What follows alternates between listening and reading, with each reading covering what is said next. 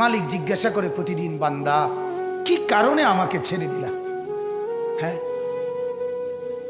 রাত 12টা বাজে তুমি ঘুমায় গেলা, মা ঘুমায় গেল, বাপ ঘুমায় গেল, বিবিও ঘুমায় গেছে, পাড়া পড়শি ঘুমায় গেছে। আল্লাহ বলেন আমি তো ঘুমাই নাই বান্দা, আমিও তো ঘুমাই নাই। সারাদিনে আমিও তো জগৎটা পরিচালনা করছি, তবুও তো আমার কোনো ক্লান্তি নাই, আমি তো ঘুমাই নাই। কেন ঘুমাই নাই জানো বান্দা? রাতের 2টা বাজে যদি তোমার পেশাব করতে হয়, রাতের 3টা বাজে যদি তোমার দরজা খুলতে হয়, তখন যদি তোমাকে উঠতে হয়, আর আমি যদি ঘুমায় যাই বান্দা, তোমারে চোখ মেলে দিবে কে?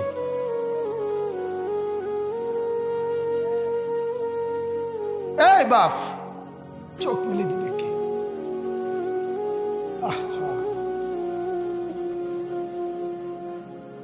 আল্লাহ আমাদেরকে মাফ করে। কোরআনুল কারীমের মধ্যে আল্লাহ তাআলা বলছে ওয়াহুয়াল্লাযী ইয়াতাওয়াফাকুম বিল-লাইল। কোরআনে আল্লাহ বলে, বান্দা শোনো, প্রত্যেকটা মানুষকে রাত গভীরে যে ঘুম আমি দেই, সেটা ঘুম না, আমি ওয়াফাত দেই, আমি মূলত মৃত্যু দিয়ে দেই।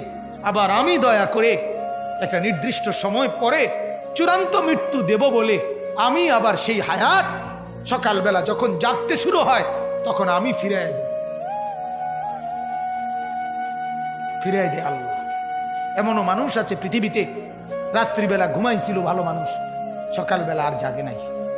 আমার একজন দূরসম্পর্কীয় চাচা আছে, প্রফেসর ছিলেন, ভালো মানুষ ছিলেন, রাত্রিবেলা জলজ্জান্ত মানুষ ঘুমাইছে, সকালবেলা আর দরজা খুলে দেখছে ওই মানুষটা জীবিত ছিল না, মারা গেছে।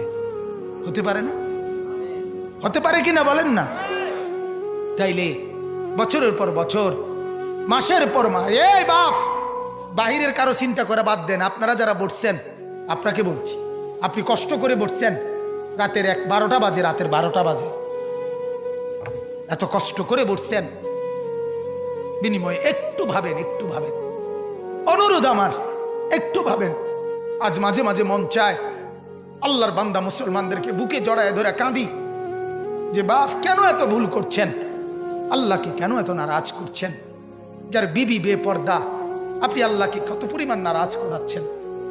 যার স্ত্রী, যার মেয়ে বেপর্দা, আপনি আল্লাহকে কি পরিমাণ নারাজ করছেন বলেন?